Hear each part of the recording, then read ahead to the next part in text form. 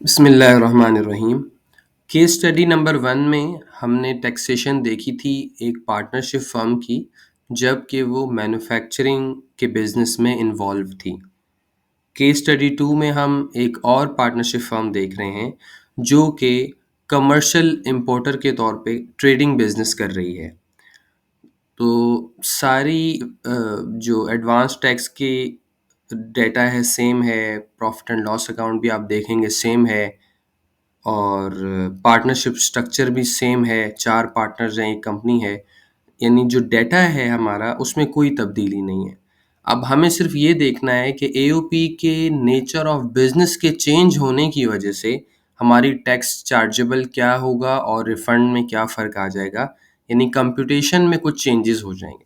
तो ये case study है, एओपी फर्म है, कमर्शियल इंपोर्टर है, और सब कुछ पार्टनरशिप स्ट्रक्चर वगैरह सेम है। केस स्टडी 1 के कंपैरिजन में सिर्फ नेचर ऑफ बिजनेस चेंज हुआ है। अब आप आ जाइए प्रॉफिट एंड लॉस। ये प्रॉफिट एंड लॉस वही है जो केस स्टडी 1 में डिस्कस किया। टैक्सेबल इनकम भी वही वर्कआउट हुई है, 25,05,000। ओके, यहाँ अब चेंजेस आ जाएंगी, और इस चेंज को समझने के लिए पहले ये समझ लें कि सेक्शन 148 पर अगर एओपी कमर्शियल इंपोर्टर हो तो जो टैक्स कलेक्ट होता है वो मिनिमम होता है, एडजस्टेबल नहीं होता। और मिनिमम का मतलब ये होता है कि जो टैक्स मिनिमम होता है वो आपको चार्जेबल टू टैक्स तो करना ही करना है। इन अदर वर्ड्स, आपको उतने कम से कम उतना तो टैक्स एक्सपेंस करना ही करना है। और मिनिमम टैक्स रिजीम के चैप्टर में हमने पढ़ा है, मिनिमम टैक्स रिजीम में हम क्या करते हैं, हम नॉर्मल टैक्स निकालते हैं और मिनिमम टैक्स निकाल लेते हैं, विच एवर इज हायर हमारा टैक्स होता है। तो ये कॉन्सेप्ट है, इसी कॉन्सेप्ट को लेके आगे चलते हैं। तो देखिए 25,50,000 पे नॉर्मल टैक्स आया, 3,03,750। अब आपको कंपेयर करना है इस टैक्स को मिनिमम टैक्स से। मिनिमम टैक्स कौन सा वाला? 148 सेक्शन वाला, और जिस पे आपका कितना 20 लाख रुपए टैक्स कटा है। लेकिन हम 20 लाख से कंपेयर नहीं करेंगे, क्योंकि हमें 25% कंपनी को देना है। तो 20 लाख में से 5 लाख निकाल के 15 लाख आपने वर्कआउट कर लिया। तो अब आप देखिए 3,03,000 रुपए ज्यादा है या ये 15 लाख ज्यादा है? 15 लाख ज्यादा है। तो इस केस में मिनिमम टैक्स होने की वजह से मेरा टैक्स चार्जेबल कितना आएगा? 15 लाख रुपए आएगा। और ये क्या है डिफरेंस ऑफ मिनिमम टैक्स? ये एक लाइन आइटम इसलिए ऐड कर दी कि मैं एडजस्ट कर सकूं सही तौर से अपने टैक्स को, कि 3 लाख रुपए तो मेरा नॉर्मल टैक्स आ रहा है, लेकिन मिनिमम टैक्स रिजीम की वजह से ये 11,96,250 भी मेरा टैक्स एक्सपेंस बन जाएगा, और मेरा टैक्स आएगा 15 लाख रुपए। तो ये चेंज आएगा कमर्शियल इंपोर्टर के केस में।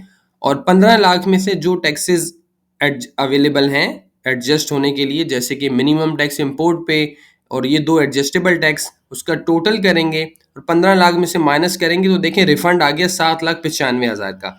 आप देखें 795,000 किस किस चीज का टोटल बन रहा है। इनफैक्ट ये इस 45,000 का और 7,50,000 का टोटल करें तो यही रिफंड आ रहा है, क्योंकि ये तो आपको चार्ज टू टैक्स करना ही करना है। और व्हाट इफ अगर ये हमारा टैक्स आ जाता, लेट्स से कि 25 लाख रुपए आ जाता, तो ठीक है, ये सारे एडजस्ट हो जाते और हमारा एडमिटेड टैक्स आ जाता। तो ये एक चेंज है जो कि टैक्स कंप्यूटेशन में आएगा। ये देख लिया। अब हम रिटर्न में इसकी पोस्टिंग देख लेते हैं। रिटर्न में पोस्टिंग करने के लिए एक काम आपको करना होगा।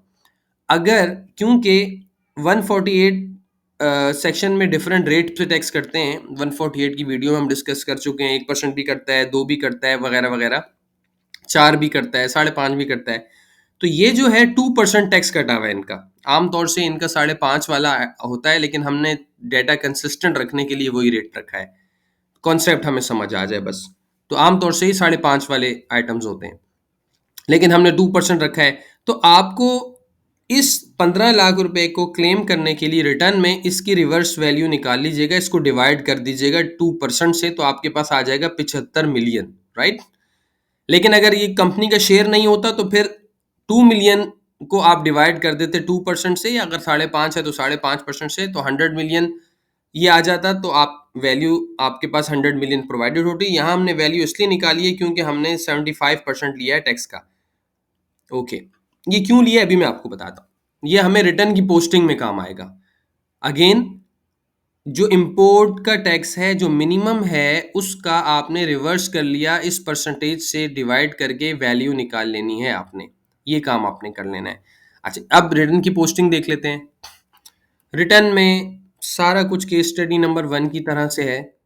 ये सब हम डिस्कस कर चुके कि पोस्टिंग कैसे होगी हमारी, ये सारा, और टैक्सेबल इनकम हमारी आ गई।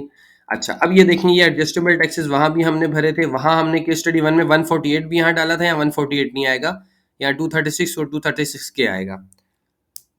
तो फिर 148 कहाँ आएगा? ये आएगा 148 फाइनल फिक्स्ड। ये देखिए मिनिमम टैक्स भी है इसमें, तो इस फॉर्म में आएगा। यहाँ आप डालेंगे 75 मिलियन, और यहाँ टैक्स कलेक्टेड आप निकालेंगे, डालेंगे 15 लाख, और टैक्स चार्जेबल 15 लाख वो खुद वर्कआउट कर लेगा।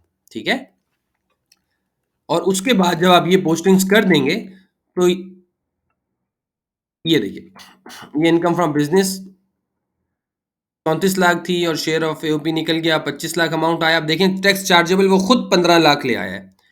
और नॉर्मल टैक्स कितना बनता था? 3 लाख 3 हजार। इसने 3 लाख 3 हजार में ऑटोमेटिकली 11 लाख 96 हजार का इम्पैक्ट लिया, और 15 लाख से टैक्स वर्कआउट कर दिया, और 7 लाख 95 हजार का रिफंड आ गया। तो ये सिर्फ एक चेंज हुआ है एओपी की एक्टिविटी, नेचर ऑफ बिजनेस के चेंज होने से। आप देखें आपका टैक्स इम्पैक्ट बढ़ गया, और आप देखेंगे डिविजिबल इनकम भी आपकी अब चेंज हो गई। ये देखिए, 25 लाख 50 हजार रुपए में से पहले क्या माइनस हुआ था? 3 लाख, लेकिन अब कितना माइनस होगा? 15 लाख। और डिविजिबल इनकम आपकी रिड्यूस हो गई 3 लाख 50 हजार। अब ये इंडिविजुअल की रिटर्न में जाएगा, हालांकि पहले एक बड़ी अमाउंट जा रही थी। तो ये बस केस स्टडी 2 थी। उम्मीद है आपको समझ आ गई होगी, और अगर आपको ना समझ आए आप मुझे व्हाट्सएप कर लें, हम इसको मजीद देख सकते हैं। Thank you.